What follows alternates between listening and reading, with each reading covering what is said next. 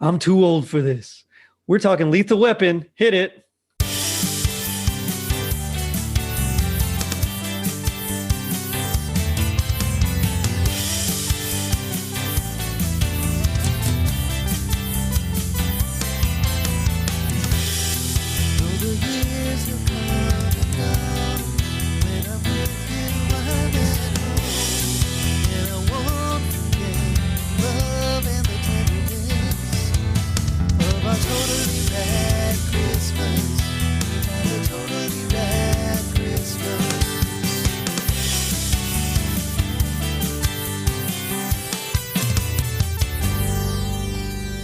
It was 1987.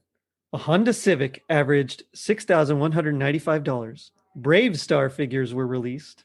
The search for Nessie revealed no evidence after a $1.6 million investment, and Riggs and Murtaugh took on Shadow Company at Christmastide. I'm your host, Jerry D, with another episode of Totally Rad Christmas, the podcast that talks all things Christmas in the 80s. Toys, movies, specials, music, and fads. If it was gnarly during Christmas in the 80s, we got it covered. Now, joining me is a very special guest, Tim Williams. Tim, how's it going? It's going great. Thanks for having me, Jerry. I appreciate it. Yeah, I love Lethal Weapon. It's been one of my favorite action movies, since the 80s.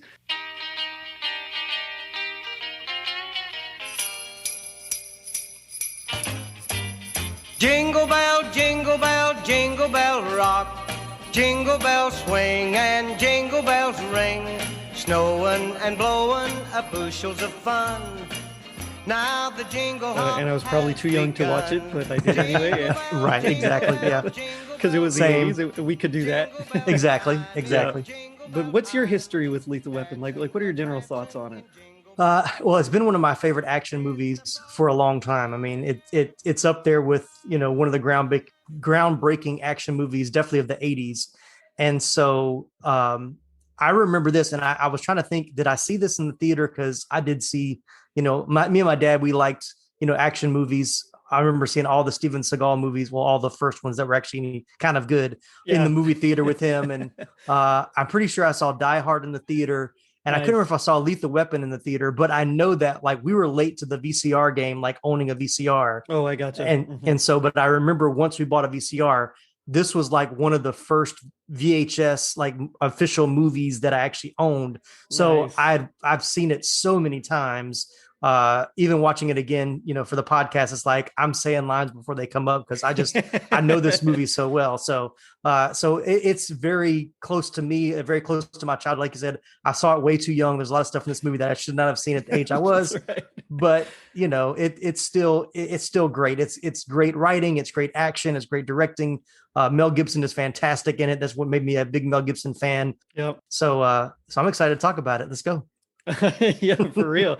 Yeah, this is one. It's a Shane Black film, so right away that tells you something. Yeah. Oh yeah. He wrote it right out of UCLA. This was a script that he did, and I guess his original script was actually much darker. Mm-hmm. And they the executives kind of played with it, and then they introduced Richard Donner to it, and he loved it. He loved the updated touches, and so he decided to go ahead and direct. And it's one of those things that, you see Richard Donner, his name on a project, and you're like, oh, mm-hmm. this is going to be a good movie. Oh, yeah. And it's same thing. I mean, it applies here. As soon as I saw Richard Donner when I was little, I was like, ooh, that's awesome. That's the Superman guy. That was where I knew him from, Superman. Right. So it was definitely like a stamp of okay, I'm in for something special here. Oh, yeah. And it really delivered. I think it kind of revitalized and really kind of made the whole buddy cop genre brand new and just a thing to be copied. Before then, you didn't really have this kind of mismatched partners trying to take something down. You think about the French Connection and Gene Hackman and Roy Scheider were basically the same guy. If you think about it, and all that, and even silly things like Car 54, Where Are You? They were the same guy as well. I mean, it might as well have been the same cop, just two of them.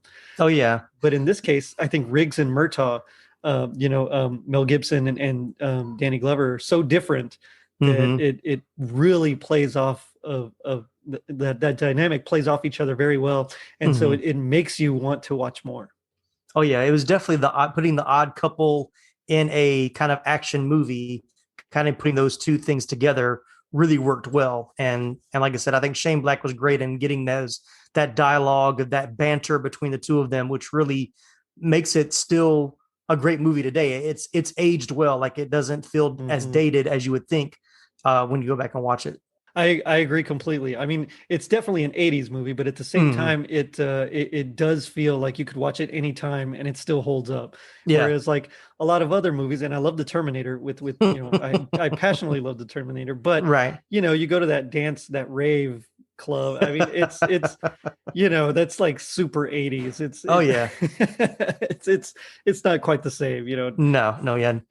But originally, I mean, it was a casting director, Marion Doherty, who suggested that that Danny Glover be Murtaugh, because there was no ethnicity specified. It wasn't white, he wasn't black or Asian or whatever. It was just Murtaugh, and so she thought this would be really good for him. And I guess apparently they were so good together that that Donner said that he was in seventh heaven afterwards. That they found the innuendos, they found laughter where he didn't even realize it was laughter. Yeah, and it's one of those special moments, when you catch lightning in a bottle, I suppose. Oh yeah, definitely. Yeah, the chemistry there is very evident even early on. I mean, you can tell that they don't really get along, but you knew kind of even back then, you knew it was gonna gel eventually, because they worked so well together, even though they were kind of the odd couple, as I mentioned before. So yeah, but Glover and Gibson were fantastic. That's great casting for sure.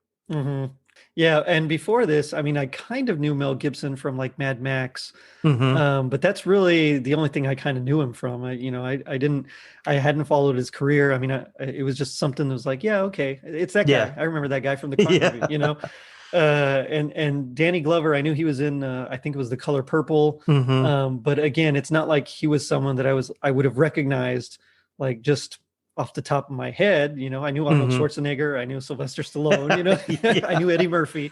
Right. But I didn't really know like Danny Glover. And so this is like the movie to me that kind of, even though they both had established careers, this was like that put them over the top for me as an 80s kid, Oh yeah. Yeah. I think this was definitely Mel Gibson's breakout role. I mean, he had the Mad Max movies, but those were kind of, imported from Australia, and he still had the real thick Australian accent. Yeah. And I thought it was funny watching it today. There's a few spots at the beginning in that drug scene where he's at the Christmas tree farm, where that Australian accent just peeks out just a little bit. Yeah. And I was like, oh, okay. I don't know if I caught that the last time. Maybe I have, and didn't remember, but it's still there. But yeah. You want it all? Yep. He wants it all. He wants it all. Beautiful. All right. Congratulations. Maybe a nice 6-footer to put it under, huh? You want a tree? Yeah. I'll tell you what. I'll give you the best tree I got in a lot for nothing. Hey, thanks. But Danny Glover was completely new to me. I mean, I didn't see The Color Purple until much later. So that was just a totally fresh new character for me. Another kind of, I know we haven't gotten as far down the list of actors, but I didn't realize until I just watched this probably 2 Christmases ago that Darlene Love was playing his wife, and that she was a famous singer. Like, I did not put that together until her name popped up. I was like, oh, Darlene Love, I know that name. And I'd seen that movie however many times and didn't realize that, this famous singer that sang a backup for Elvis Presley was playing his wife. Like, I just knew that as Murtaugh's wife. I know Murtaugh, That's right. Yeah. Yeah. It's funny because later on, Lethal Weapon, I mean, it became a franchise. I mean, it made like over 120 million off a $15 million budget. So, I mean, it became like pretty huge. And so once we start like adding all these different characters, a lot of them, it's like, oh, I know that guy. Oh, I know that one, right. Rene Russo in part 3. Joe Pesci in part 2 and all the rest. And right. And then I think in part 4, they even had Chris Rock. Yep, exactly. Yep. And so it's one of those, like, they just kept adding and building on everything. And I really appreciated it as someone who like loves like comic books and that kind of, mythology building. I really appreciated how they just kept going, with that world, and they kept everybody. Which, is hard to do. I mean, even look at Marvel, they replaced Rhodes, what's his name? Terrence Howard. Terrence Howard in the first one, right? Yeah. So it's like all these little things. You're like, wait, that's not the same guy. But I love how they kept it. And I don't know why, but Joe Pesci's blonde hair works. Yeah. Definitely. I don't know if that was his choice, but it was interesting choice for sure. So it was definitely unexpected. Yeah, I wouldn't have guessed that. No. And I love his character. I know he's not in this film, but you can't talk Lethal Weapon without talking Joe Pesci and Leo Getz. Leo Getz. Whatever you need, Leo. Yeah. Leo Getz. Yeah. I won't repeat the famous drive-through dialogue in the back of the car from Lethal Weapon 2. But yes, we all know that, that part. Yes, it's definitely a good part. So I guess we can just go ahead and jump right into the movie itself. Okay. So if we want to nutshell it, a cop who's on the verge of retiring gets partnered with a young, kind of suicidal, crazy cop, and they take down a drug ring, essentially. Mm-hmm.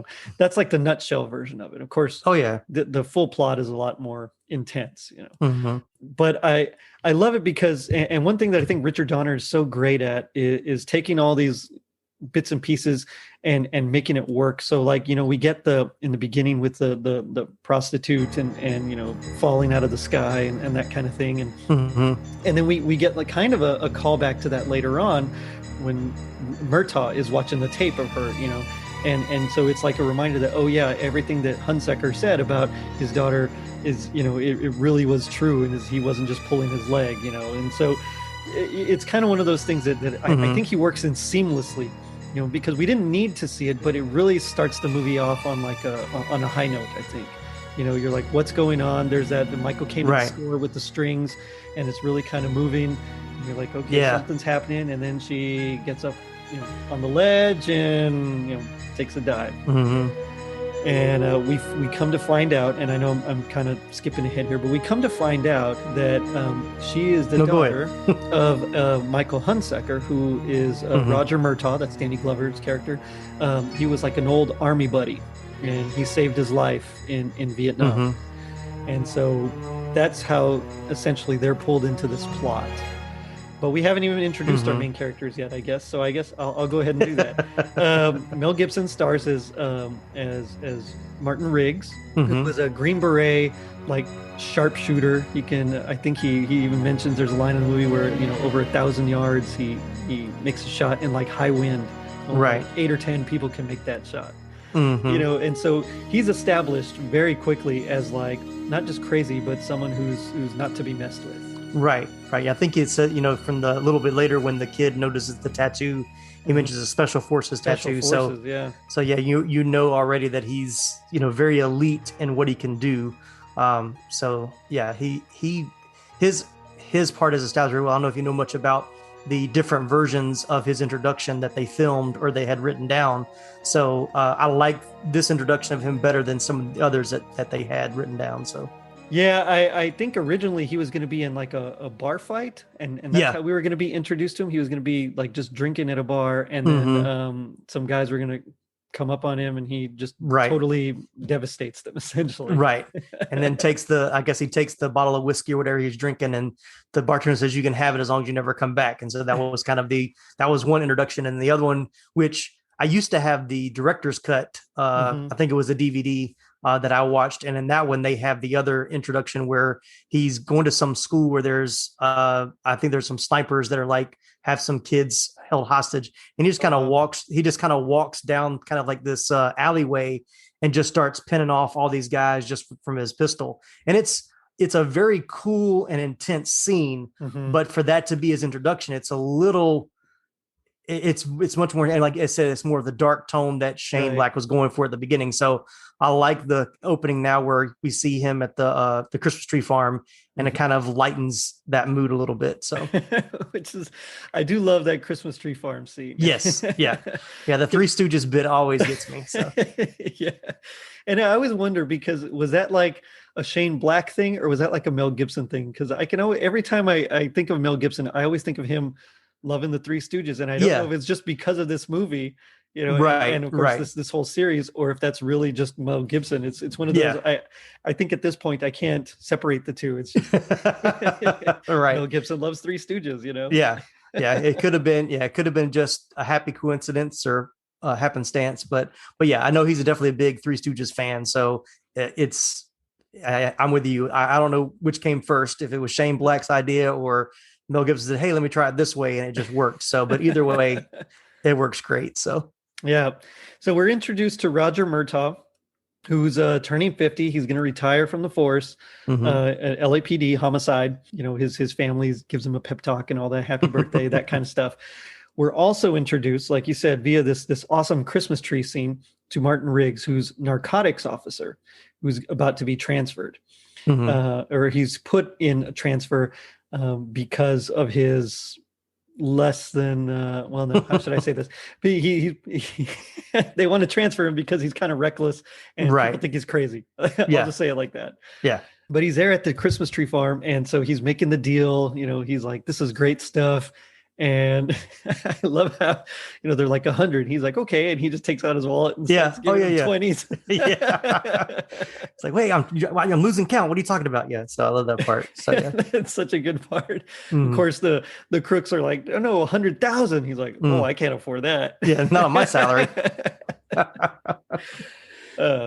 And so, but yeah, eventually he of course gets into a fight where we've seen right away how he is already, we see how he's pretty amazing at his job. And so he's like the young buck kind of, you know, and I think in the script, he's supposed to be 38 is what I read. But Mel Gibson was only 30 when he played the part. Right. Which is, I just thought that was kind of interesting. He's playing 38-year-old because in the script also Murtaugh was 50. So it's really only 12 years difference. Right. I always saw it as a lot larger gap. Yeah. But I guess I really wasn't. I don't know. Yeah. I think Gibson looks younger than he is. And even, I think they said that Danny Glover was actually only 40 or in his 40s when he played 50. So he definitely looks older. So they really kind of are polar opposites where he's really looking older than he does. And especially at the beginning, like I said, the little bathtub scene where the kids come in and he's got like the scruffiest beard. Yes, like he does. I know why you shaved it, because if it looked like that, if you've been wearing like that, everybody would have told you to shave it off. So, but I don't know if he was coming off vacation and just let it grow wild or what. I've done that before, and at this point, I can't do that anymore. I got too many grays coming through. It's like, all right. Yeah. Mine are coming through. I just trimmed mine. Nobody can see this on the podcast, but I had a little bit more bushy beard over the holidays, and I just trimmed mine down a couple weeks ago because it was just lots of gray. So yeah, that's why I couldn't do it anymore. I had a goatee for a while, and I was like, nah, forget this. And now it's starting to come through on the temples, and right. That's why I keep it real short on the side. Smart. Yeah. So Murtaugh goes to the station, and this is where he's kind of introduced to Riggs. He sees a guy with a gun, and he looks kind of shady, and so he immediately thinks he's a perp. And he's suspicious. And so he goes after him, and Riggs essentially takes him down. And that's when the captain's like, hey, meet your new partner. Yeah. Great scene. Yeah. And he comes to find out that, he's playing, or people think he's playing crazy so that he can draw, like psycho pension or something like that. And so he's not sure if he wants to do it. And of course, Martin's like, either people think I'm faking it, in which case no one wants to work with me, and I'm right. Or I really am, in which case people don't want to work with me. Yeah. Right. And he's like, either way, I'm up a creek, essentially. Right. So Murtaugh is like, all right, how am I going to work with this dude? Which, I mean, that's a hard position to be put in when someone's like that, and you're still unsure, not only of their sanity, but I mean, this is a guy who has a firearm and is responsible for, helping people. Right. That's kind of a scary bit there. Yeah. And then looking from Murtaugh's perspective, because he's looking at retirement, he's like, I'm coming to the end. I think he even has this kind of, kind of self-dialogue of like, I've been a good cop all these years and never been hurt on the job, all these things, I've been straight in there. And then all of a sudden my last, whatever, couple of weeks or months, whatever, I get this crazy guy next to me. So it's once again, it's that great dynamic of, the straight laced, I've done everything by the book. I'm ready to cash in the pension and live on my boat that I don't know anything about. We'll find out later. He doesn't know anything about that boat. Yeah. So, and then they give me this crazy guy that wants to kill himself and it's probably going to get me killed in the process. So what am I going to do? But then you're dealing with that at the same time. But now I've got this old friend who I'm somehow pulled into this case that I've got to work this case. And if I'm going to work this case, I got to work this case with this crazy guy. So it's that great, mix of all these different things that just pull you more into the story and more into the movie, that you're just like, apart from all the action and the bickering, it just adds that new level of drama to kind of pull you into the story. At least it did for me. Oh yeah, same here, exactly. It works because they're just such opposites. Like you said, the straight-laced guy, and then the reckless, rogue, I suppose you could say. Right. We find out, yes, that he was special forces, that he's like great shot. I mean, I love that scene where, they're in the target practice. They're like running down all that stuff. And I mean, Murtaugh, he shoots, he's like, oh, check this out. And it's like some pretty good, precise groupings there. And then of course, Riggs does his, and he just like puts him to shame. Oh yeah. That's, and while they're trying to like work it out, which, they got the big earmuffs on. So I always wondered when I was little, I always wondered like, how did they hear each other? Yeah. You've got the gunshots. They've got they're yelling at each other, but I'm all watching it now. I was like, you're basically just yelling your entire case to everybody. To everyone. Everybody can hear what you're talking about. So it's a good thing, there weren't any crooked cops involved in this storyline, because they would have been on to you really, really early, but it was a fun scene. It was a fun scene. Yeah. There's a lot of scenes like that. Oh man. And we've also, again, come to find out that Riggs is suicidal because his wife was killed in a car accident. Of course, later on in part 2, we find out that it wasn't an accident, that right. It was actually done deliberately to scare Riggs off the case. And so again, that motivates him later on in part 2, of course, to take down the bad guy. Right. We're also introduced, and this is one of the great movie henchmen ever, is Gary Busey's Mr. Joshua. This definitely kind of revitalized Gary Busey's career as well. Oh yeah, I remember him from Silver Bullet, which I loved. Oh yeah. That one was great with Corey Haim. But he in this one, he's like the scary guy. Yeah. and we're shown that by he's meeting there with the General McAllister. You're right. General Peter McAllister, which, by the way, is the same name as Macaulay Culkin's dad in Home Alone, Peter McAllister. I didn't put that together. That's awesome. I'm gonna have to remember that. So I wonder, maybe it's actually Kevin McAllister's grandfather. It's a whole new universe we didn't know existed. That's true. So. Yeah. The Lethal Weapon Home Alone cinematic universe. But yeah, so we're introduced to General McAllister and his henchmen, and I love the scene where we really kind of see how intense these guys are when he commands Mr. Joshua to roll up his sleeve, and he essentially just grabs a lighter and burns him, and he just sits, he just takes it. Yeah, that, to me, I remember watching that thinking, this guy is bad. Yeah. Oh yeah. Yeah. That's probably one of, once again, having that VHS as a kid, that was the scene that everybody wanted to watch, over and over again, because it's just like, of course, as a kid, you're not thinking about special effects and how the movie magic. And we thought that was as close to real as you were going to get, Yeah. So yeah, that's a very intense, but that once again sets him up being, obviously he has a high tolerance for pain, or doesn't feel any pain at all. So yeah, he was definitely great casting for Gary Busey in that role. And he really, very stoic, very flat. I mean, he's not that dynamic, what do they call, mustache twirling villain where he's just, it's so outrageous. It's very subdued and very just like, it's very matter of fact. Yeah. It's like, I don't have to act. He's almost the polar opposite of Riggs, because Riggs is so outlandish and just, boisterous. And then here's Mr. Joshua, who's so reserved. So when they have that final, battle, it's really cool. So yeah, which I know it took them 4 days to film that, and apparently it was 4 minutes longer, and they cut it down to the battle that it is, and it's just an all out brawl, which I really like. Yeah. And of course we'll get into that in a bit. Come on, get him, kid! He's yours! Yeah!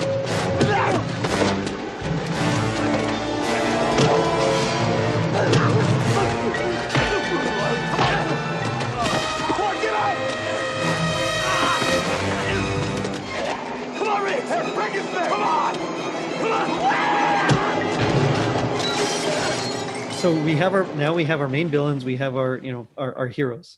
And this is where we kind of see how crazy Riggs really is, because they get the call there's a jumper.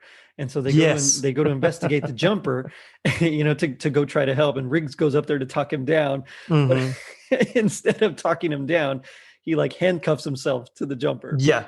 Yeah. He's like, hey, now you're going to kill me too. This whole time, of course, on the bottom, they're like doing the big air mattress kind of airbag. The airbag at the bottom so that they can jump. And the guy is like, you're crazy. And he's like, come on, let's jump. And so they both, leap off. He essentially leaps off with the jumper.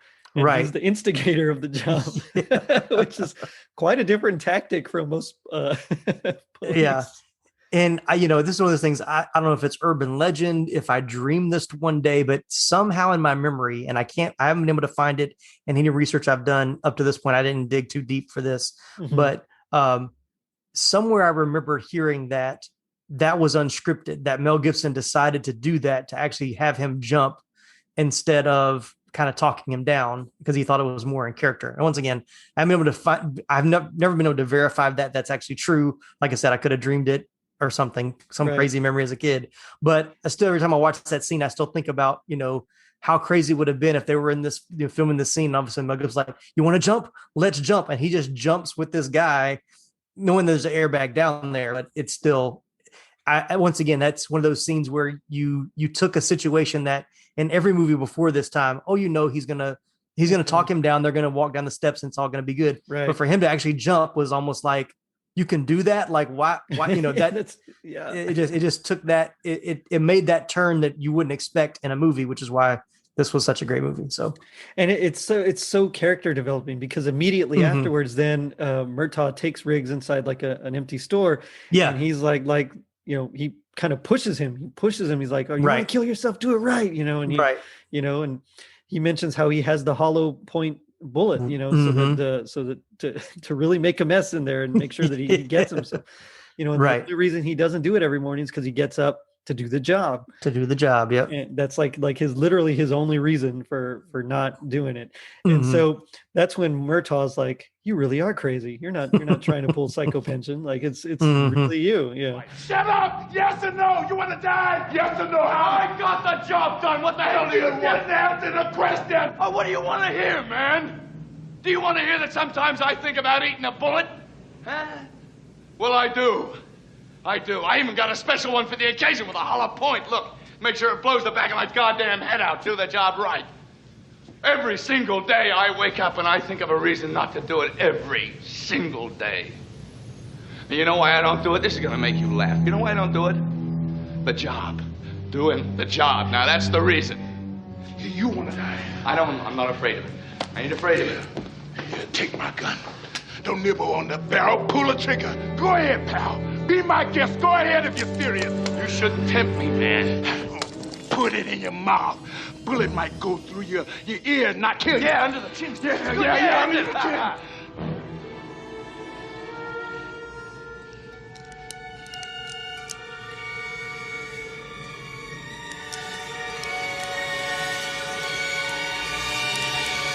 Ow! You're not trying to draw a psycho pension. You really are crazy. And so now he's kind of like, okay, I don't know what to do now. Yeah.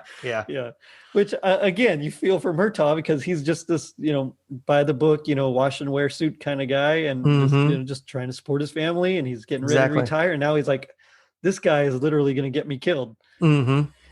So it's definitely one of those moments where like, okay, well, now I learned a lot about Riggs. I learned a lot about Murtaugh. How am I going to reconcile these two guys? And of course, over the course of the movie, we start to see them bond, and when he saves his life and things like that. And but as I mentioned, he's contacted by Michael Hunsaker, who is his old army pal. And so, he's like, hey, my daughter died. Can you investigate, please? And so he's like, okay. So what do we have to go? And he's like, well, she was she was involved in like drugs and prostitution and pornography and like all these bad things. And so they start to, okay, well, let's find some witnesses. So they at the hotel, they discover there was another prostitute named Dixie. So they go to check her out. And that's when the hotel, or excuse me, not the hotel, her house blows up. Right. And so they find a witness, which is a little kid, and, which is another one of my favorite scenes. Right. I love that he's wearing 3D glasses the whole time. That's the whole time. Yeah. He's like, he was painted. Right. They realized it was a tattoo. Yeah. Yeah. Apparently there was and I guess he's supposed to be albino, but he doesn't look albino to me. Gary Busey. Oh yeah, I didn't think about that. Yeah. But essentially, it's Gary Busey's character went to to plant a bomb underneath the porch, and so the little kid saw him. Alfie, right? Alfred. That's right. Yeah. Alfred. You don't tell him your name, Alfred. Yeah. That's right. That's right. And then he starts answering questions for him too. Yeah. I love that scene, and I love, once again, just showing how great of an actor that Danny Glover is. He has that scene where he's talking to the kids, and it's like, now as a dad, I'm like, he's just totally being that dad character. Like, hey kids, it's, he's putting on the dad voice, and that's exactly, and just trying to get some ice cream. He's trying to get down on their level. And as a kid, I thought that was so cheesy and so corny, but now watching him, like, I get it, because, he's adapting to his environment, but as a dad, he would, like, you wouldn't want Riggs to ask him the questions. No, for sure. So you've got Murtaugh, who's the dad, the family man, who's able to, like, talk to this kid on his level and get the information. So I thought that just stood out to me a little bit more this time. So I thought it was great. And you're right. It's something that I never really put two and two together until, same thing. I had kids, and it's like, okay, I understand exactly what he's doing, and like, all right, let's all go do this. And you get them so excited. You're like, okay, well, now hold on. Not you, Alfred. Before you do that, let me ask you a few questions. But essentially, he tells them, that they're like going through, and he tells them that it was a blonde-haired guy, and he had a tattoo, and he points to Riggs' tattoo. Is like, it was exactly like this one. I got a really good look at it, and so it turns out it's Special Forces tattoo, which again I thought was really cool when I was a kid. But, I mean, it was just a cool tattoo, with the the knife and the all that. And so it was like a Mercury switch on the bomb. Special Forces, they know something's wrong, and so they need to go talk to to his old friend again, because I mean, this is like professional, so something's up. Yeah, it's a lot bigger than just a dead prostitute. It's a much bigger scheme that goes beyond just her murder. They know now the dad is involved in some capacity. So exactly, yeah. I mean, because at this point, it's too professional for them just to be a random death, But I love the line at the gun range, like, this is thin. Oh, it's super thin, So that line continues as they get further. It's like, real thin, right? Yeah, anorexic. Anorexic, yeah. I love that. That's a good joke. Yeah.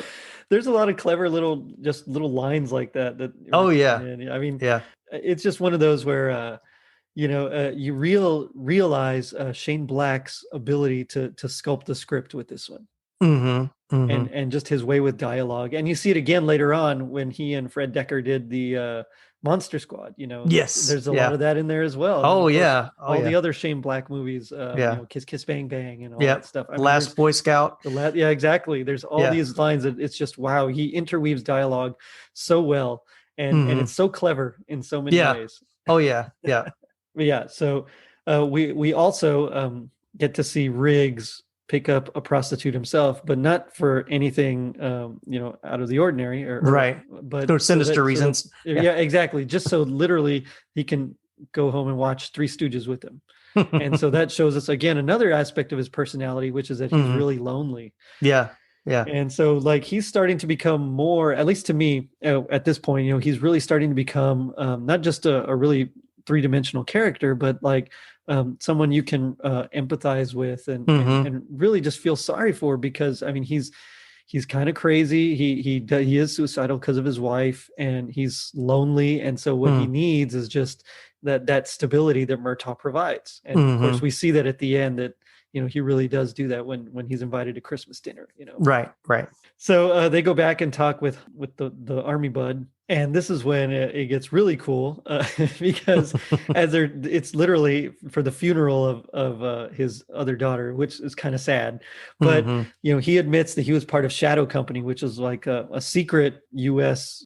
Not really government, but it was kind of like parts of government, parts of mercenaries. Army, exactly, more mercenary type thing that began running heroin and dealing drugs. They essentially took over the drug smuggling trade from some Vietnamese. Right, there you go. They ran it, and so twice a year they get like these big shipments, and so he kind of helped cook the books and do all that stuff, but he wanted out, and so as a way of like telling him, no, you don't get out, they killed his daughter. And so he's like, I have another daughter, you can't protect her from these guys. Right. And as he's saying that, he's drinking milk, and this is like one of the classic shots. We see the helicopter with Mr. Joshua on it, and he just snipes him from the helicopter. So of course Riggs runs outside and like just starts shooting with his handgun, which I always thought was kind of funny, because what is a handgun going to really do exactly. He gets a few shots at the beginning when it's still kind of close, but then as it's going further out, he changes his magazine and he's just randomly firing. It's like there's no way you're going to reach that. That's exactly right. And the one, and I didn't think about this, once again, watching as a kid, there's no logic. You take everything as it is. But as I got older, I was like, couldn't Riggs hear the helicopter? I mean, helicopters aren't that quiet. I mean, it comes up so quickly and then, starts shooting, but it's like, you would have heard it in the distance. It's not a silent helicopter that comes up all the time. Right. So that scene somewhat gets me. It's like, I think he probably would have heard the helicopter coming before then, but that maybe I saw Commando too many times where Schwarzenegger heard the helicopter when it was like 5 miles out or whatever. So, Commando's another really great one. Oh yeah, great action flick. That one. I used to have, and I know we're going a little bit off topic, but it's not a podcast if you don't go off topic. Exactly, you got to chase the tangents. I used to have the 3-inch, 3 3/4 inch Commando figure of Arnold Schwarzenegger. Oh wow! I don't know if you remember those. Those, it was really cool. And he had the vest on and all the weapons. I mean, it was a great little figure. But so there was that, and I think I forgot to mention the part where before they go visit Hunsaker again, they go to question Dixie's pimp, and they find he's making, I think it's like a meth lab or something there that they find, and so they start firing, and he ends up saving Danny Glover's life. Right. So that's really when their first bond. That's like when they really first start to bond. So I forgot to mention that, but then all this happens. Hunsaker dies, and this is where we know something's really up. These guys, not only are they just professional, but like they're thorough. They won't tolerate anything, and if someone's even close to being on their case, they're going to take them out, which they try to do again with Riggs. With that drive-by. Which again always makes me kind of laugh, because like, how did they know he was going to be right there? I don't know. And then the other thing, like, once again, putting the logic to it, so they shoot Riggs, and Murtaugh's across the street. Why didn't they just get both of them at the same time? It's like they get Riggs, they rush off, and then then they kidnap the daughter. But it's all part of the story and the plan. But it's just that I made me think about that when I was watching it earlier. Is like, why didn't they just grab two guys on both sides of the car on the opposite ends of the street? But once again, like you said, how did they even know that's where they were going to be? So I don't know. I'm going to assume they were following them. Or something. But it doesn't matter, because it works. It's a great scene. It turns out he was wearing a bulletproof vest, which is something you wouldn't expect from him. Right. Exactly. That was a big shocker. Is like, he couldn't believe, Murtaugh, I can't believe you wear a vest, because, you've been suicidal all up to this point. So, now you have something to live for. Okay. So that's, once again, but that's showing that they're beginning to bond, because now it's more than just the job that Riggs is wanting to live for. So. Right. Because he does meet Murtaugh's family. He's invited to dinner, and they have dinner together. And so he sees what like a nice, loving family, can be. And I think he kind of misses that, because of course his wife passed away. Right. But then we also get that little bit where where Murtaugh's daughter kind of is dreamy, and they make fun of her about it.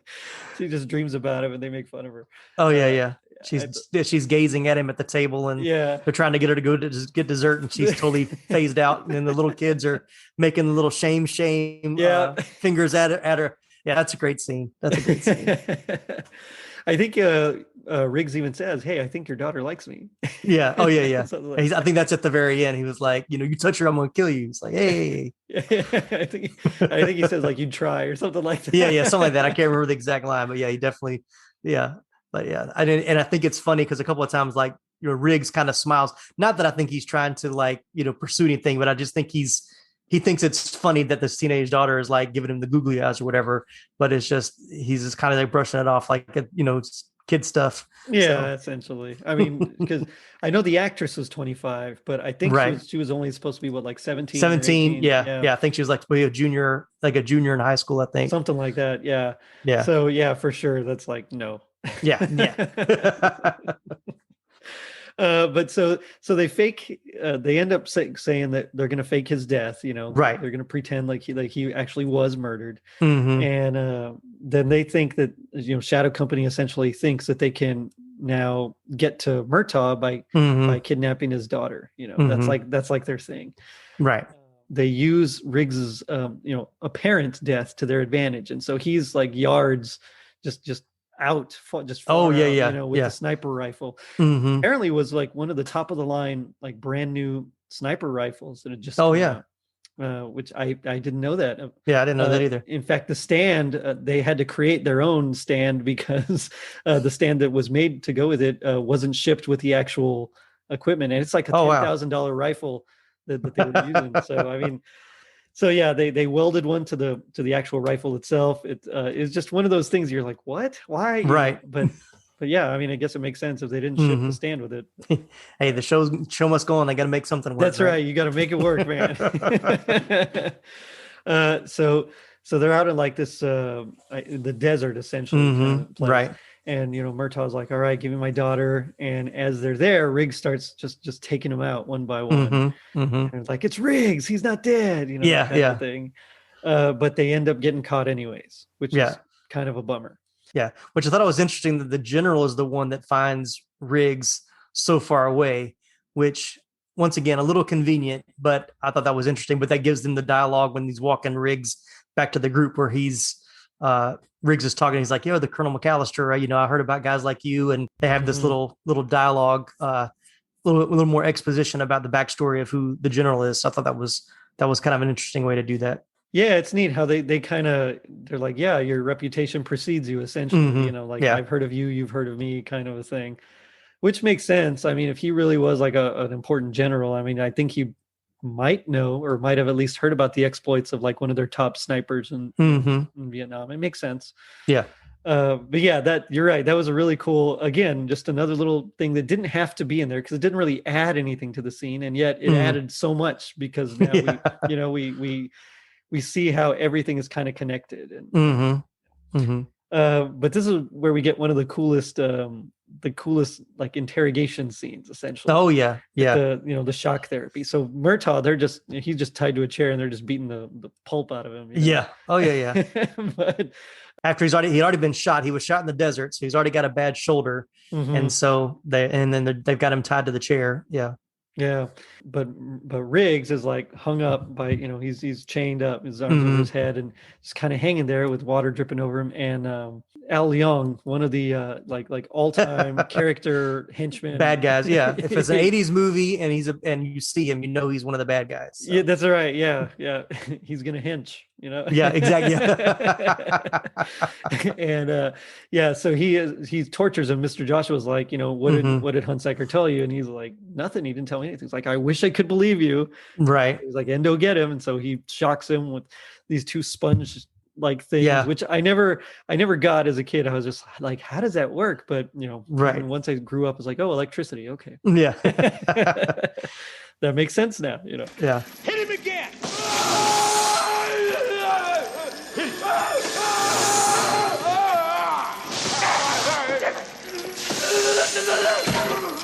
Hit him again.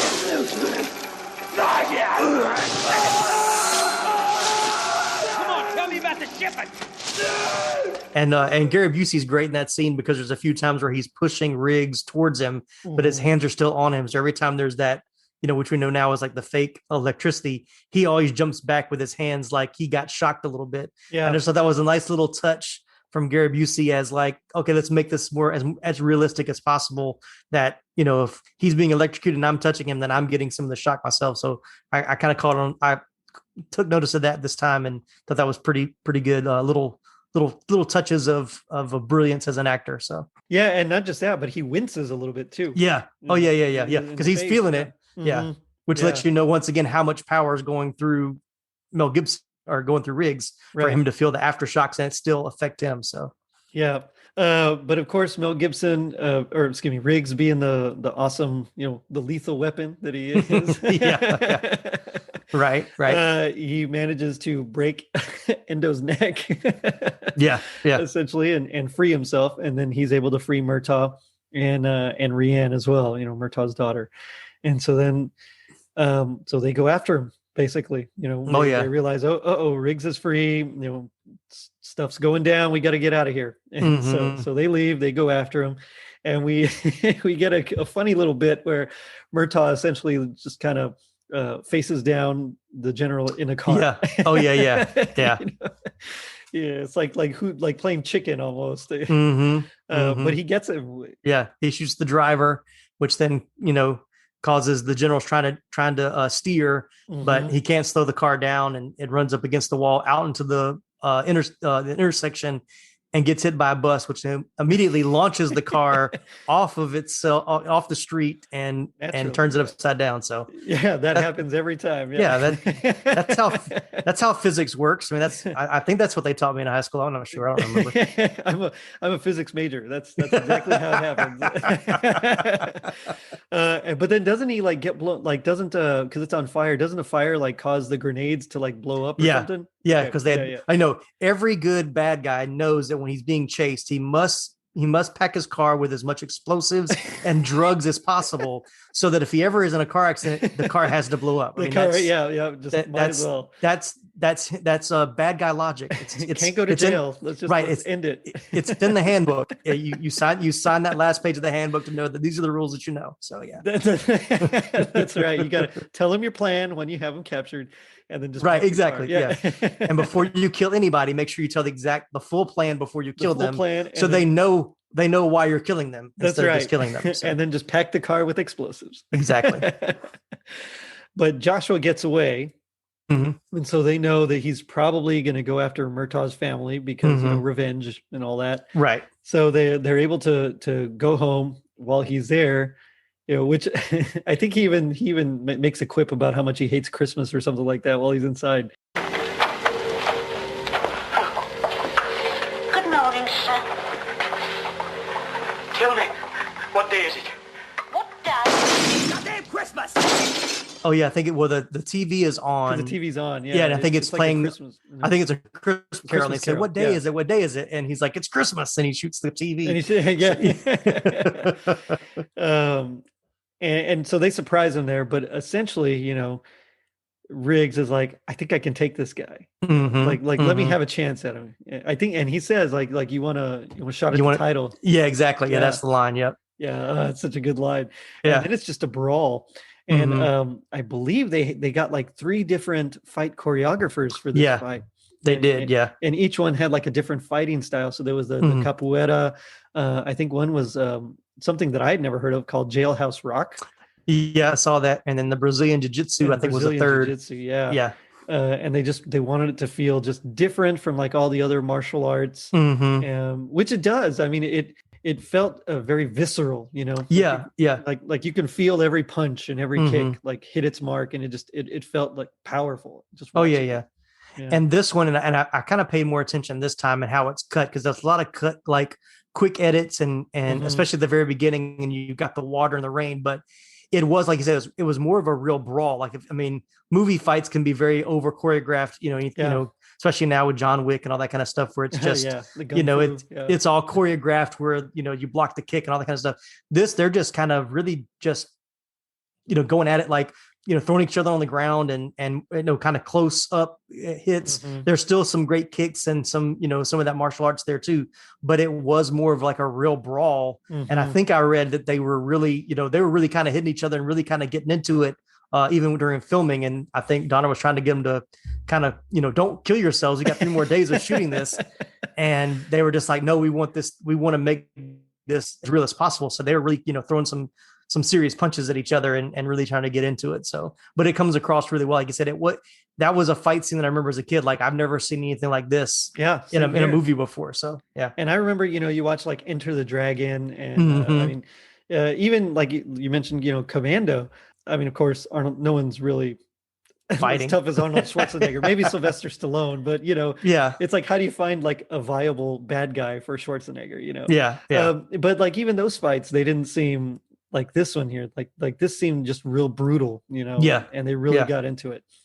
Of course, Riggs wins, and as they're taking Joshua away, he manages to overpower the policeman and grab one of their guns, and he's about to shoot him when both Riggs and Murtaugh shoot first. And right. And so it ends, of course, with Christmas night, or I don't know if it's Christmas night, but they're celebrating Christmas. They're celebrating Christmas, right? And he gives him the bullet, that hollow point that that shows that he's not suicidal anymore. Right. And it's a nice way to end it because it kind of brings it all around. Essentially, it's like you go from this guy who has really no idea what he has to live for except work to now actually caring about someone. And I know they covered this on this one on Tis the Podcast last year, and I remember they argued they have a thing called Linus moment. Like, is there a moment where like the Christmas feels kind of hit you, essentially, right? And their guest argued that there's a Linus moment here, and I think I agree with them. I think there really is, because he does kind of turn around. He does essentially decide he has a reason to live. Yeah. And I think even Murtaugh says, "You're really not crazy, are you?" And he was like, "No, I'm not." And he kind of like, now we've kind of gone through all this together, and I'm going to tell you the truth. I'm not really crazy.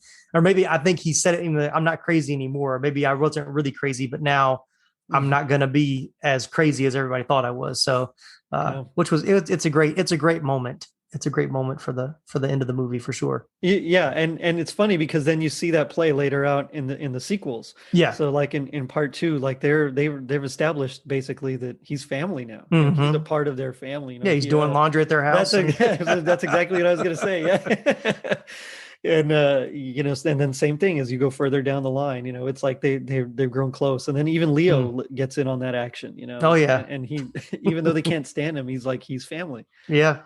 So it's one of those where I think this movie really, like this one and Die Hard, I think kind of turned the corner for action movies. It wasn't just like the unstoppable, killing machine, the unstoppable force. It wasn't Stallone, it wasn't Chuck Norris or Schwarzenegger. It was like, it was kind of an everyman. And even though Riggs was highly trained in special forces, I mean, he still wasn't just this commanding presence, brute strength. He kind of played with ideas here and there, and he thought about things. Yeah. And even Murtaugh having his moment when he kills the general. I mean, he's a middle-aged, or upper middle-aged man, not in very good shape, but he can still get the job done. So once, like, that goes to your point that it kind of showed that every hero doesn't look the same. They're not all going to be Schwarzenegger. They're not all going to be Stallone, but they can come in different shapes and sizes and still get the job done. So, which we see again with Die Hard as well. Oh yeah, for sure. And Bruce Willis, he's just another Joe, schmo kind of cop. Oh yeah, the everyman. Exactly, and he gets the job done as well. So I thought that was kind of cool because then, like, after we have this, we kind of transition again later towards the Steven Seagals and the Van Dammes, and so now it's like more about martial arts again, and while they're not all just hunky Hulk like creatures, right? They still know all these fancy moves and things. Yeah. And so for me, Lethal Weapon and Die Hard, they kind of form like they're right in the middle, where it's just it's anybody can do this, and especially if they're motivated to save someone, that kind of a thing. Yeah. So it definitely, at least for me, when I was a kid, opened up the action genre to people that weren't just, like superhero like guys, Right. Exactly. Yeah, I agree. Yeah. Going to what you said, it went from being brute strength to more skill, where it was, you didn't just have to be strong. Like I said, with the Seagal and Van Damme, they were skilled with the fighting style. So then it became more that way too. So yeah, I agree with that. Yeah. The music was done by Michael Kamen. He's never been my favorite composer, but I thought he did a great job, especially he had and this is what I love. He actually takes Eric Clapton and does like a guitar kind of theme for Riggs. And then he took David Sanborn, who's one of my favorite jazz guitarists and jazz sax players, and he puts him for Murtaugh, so it's kind of that back and forth between the two that don't really work, but then they do. Yeah, and absolutely. So I thought he did a great job there. Of course, he went on to do Die Hard as well, and so it's kind of that thing. He also scored when Metallica did that S&M album, which was the Symphony of Metallica. Oh yeah. And he did all the orchestrations for that as well. So yeah, very prolific before his untimely death.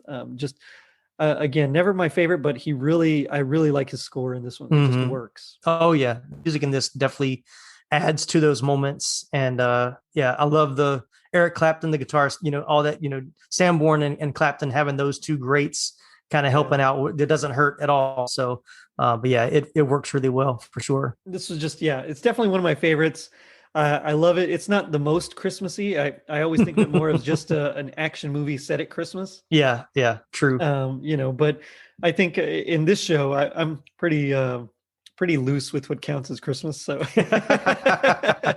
like we'll be doing, I'm going to be doing Invasion USA and Night Chuck of Norris. the Comet soon. So yeah. So, it's as long as it's kind of Christmassy, it'll work. Right. If there's a Christmas light somewhere in the background, it'll make it. We'll count it. Yeah. But yeah, this one was great. It is very nostalgic for me because I remember it as it was like a big thing growing up. When it came out, I think I was 7. Because it came out in March. It was kind of an odd release. All the others, of course, came out in the summer and were like big, blockbusters. Right. But this one was kind of an odd duck that almost flew under the radar until Roger Ebert actually recommended it, and then all of a sudden people started seeing it, and it ended up doing major bank. So, oh yeah. Yeah. But it does make me wonder, what would you say would be your happiest moment or memory of Lethal Weapon? Well, I think we talked about this before we started recording. I don't, like you said, I don't really associate it with Christmas that much. I've just started recently in the last couple of years thinking about watching it around Christmas time. And it kind of came up during that whole debate about, is Die Hard a Christmas movie? And I was like, well, if Die Hard's a Christmas movie, then Lethal Weapon is as well. And for me, it's the music, because the movie opens with Jingle Bell Rock. Yeah. And so, and I remember that being a song I'd heard as a kid because my dad was a big country music fan, and that kind of worked in that kind of genre. And so that always grabbed me when the movie started, is that here's this action movie that I'm, once again, you probably saw in the summer, or, I didn't buy at Christmas time and watched it, but yet it started with this very, nostalgic for me Christmas song. And then it kind of morphs into something a little bit more dark and sinister, but then Christmas continues to play, throughout it. You've got the Bugs Bunny Christmas special that's on the TV, and Christmas Carol, we've mentioned that already. So there's all these little moments throughout that's referencing Christmas, and we all know, we mentioned Shane Black, that's one of his things. That's one of his things. He's going to set it at Christmas. And so even and I'm a big music guy, so I like to put together playlists on my Apple Music. And so I was doing every year, or I've done this since I was in college, I would make like a big Christmas mixtape or a mixed CD. And now it's just a big playlist that I started with I'm just going to put a couple of Christmas songs on this playlist. And this past Christmas, I looked at the bottom and it's like, this playlist will play for, 17 hours and 8 minutes. It's just, it's just gotten bigger and bigger. But I thought about this song when I added it a couple of years ago, and I was like, I really have almost a section where all these movies made me think of all these songs made me think of a movie. So when Jingle Bell Rock comes on, I automatically go back to the opening of Lethal Weapon. I see the lettering, the silver kind of 3D-ish kind of a graphic that they had, which back then was like super cool. It was super cool. Yeah. Yeah. So that even when I hear that song at Christmas, it takes me back to Lethal Weapon. So that's kind of my happiest memory of Lethal Weapon. Nice. Yeah. For me, I don't remember seeing it in the theater. I don't think I did, but I remember when my parents rented it. And it was one of those that, you know, again, I'm surprised I was allowed to see it, but you know, of course we had to cover our eyes at certain points. Yeah, exactly. I was like, cover your eyes, boys. Okay, cover your eyes, you know? Yeah. And there was a lot of bad words, like, don't you dare repeat what they said. Right. You know, that kind of thing. But I remember watching it with my family, and my little brothers were too little. I think they were playing in the other room or something, but I just remember sitting there, and it was very cool. And I don't think it was around Christmas time that we saw it. Right. I remember laughing at Bugs Bunny. I remember loving the Three Stooges bit, and just everything about it. Just it was like, this is something different, you know, that kind of thing. Already I knew it was something different. I'd seen Commando, I had seen Terminator, which again, I probably shouldn't have, but yeah. but just like it was something special. And so I have that memory, like every time it comes on, like you said, as soon as you see the lettering, it's like, you know, all the memories just kind of flood back. And I just remember sitting on our couch and watching it. So to me, that's like my most favorite moment there, you know, just that sitting there with my family watching it. Yeah, definitely. And eventually I'll watch it with my son when he's older, but he's 4 right now. So he's got a ways to go. Yeah. My daughter's 11. And so she barely ventures into PG-13 stuff now. So she's got a long way to go before we get into this one. My oldest is 8, and same thing. But I think she takes after her mom, and her mom is the first, you know, my wife's is the first person to say, you know, that she's a weenie, and she doesn't like stuff like that. And so it's like, I got to watch all these whenever I can, you know. Exactly. But now we come to my favorite part of the show, which is a little segment I like to call Gag Me with the Spoon. So this is where we do our best impression of our least favorite part. You know, it could be a bit of dialogue we thought was cringeworthy, or maybe just a scene that didn't quite land. Not that we don't like it. It's just our least favorite. Yeah. As the guest, I'll let you go first. Just kind of set up the scene, and we'll go from there. Mine's really short, and I was really struggling watching. I was like, I gotta find a part of this that's gonna, you know, I'm gonna be able to repeat. And when it happened, I was like, this is it, because this is the line of dialogue that I've never understood. I don't understand. I just don't get it. But it's when Murtaugh is being tortured and he gets hit in the face, and the line is, and I'll try to do it as best I can. Here we go. Go spit.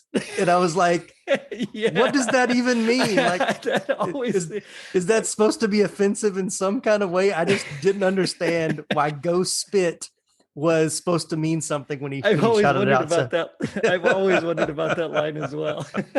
So that's it. Go spit is my line. That was a good impression. I tried. That was actually, I had 2 just in case, and that was one of them.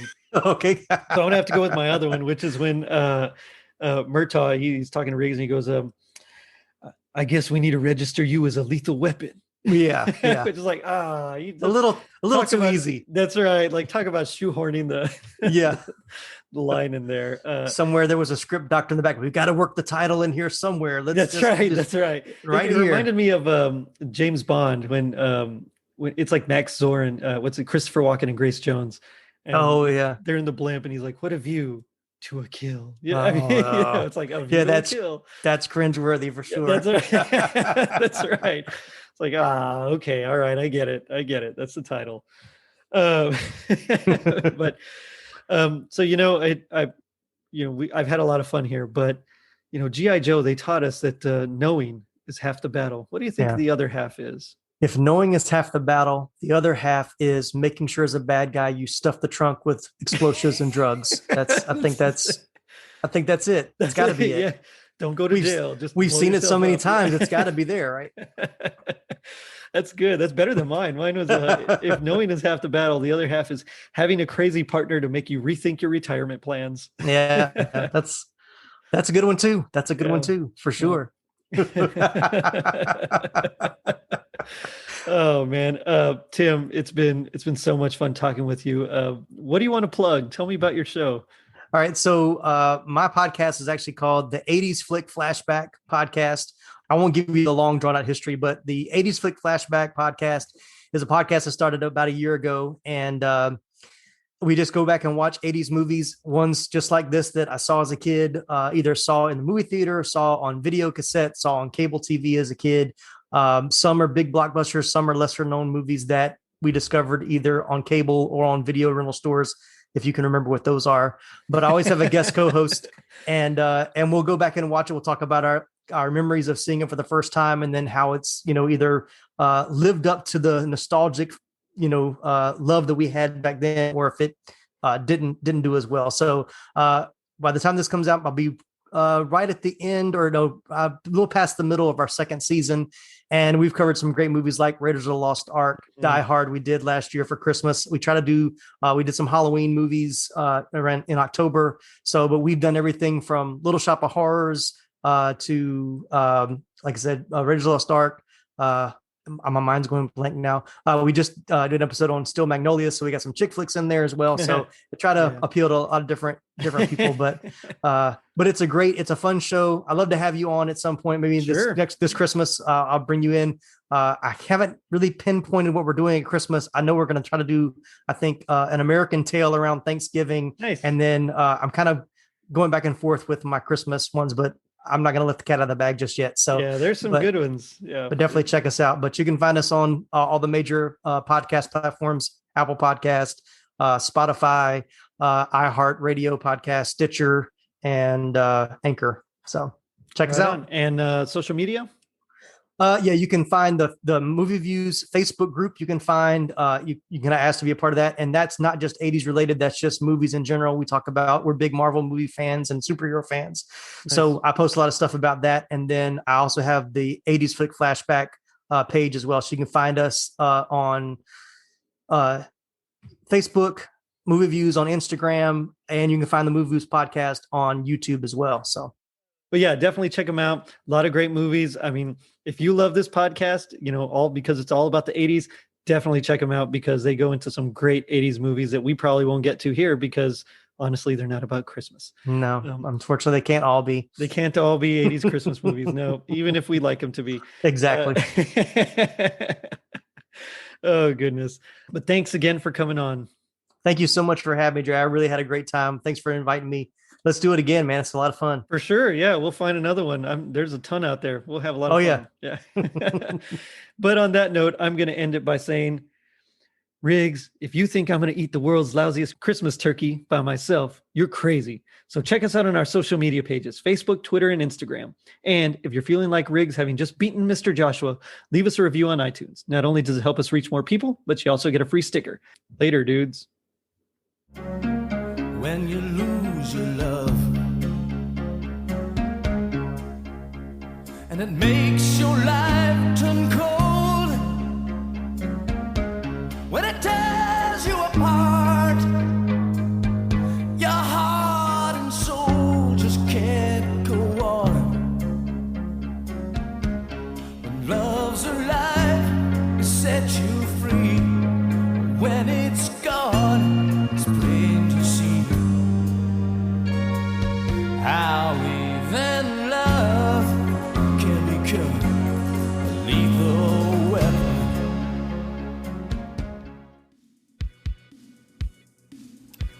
Hello, movie viewers and fellow movie lovers.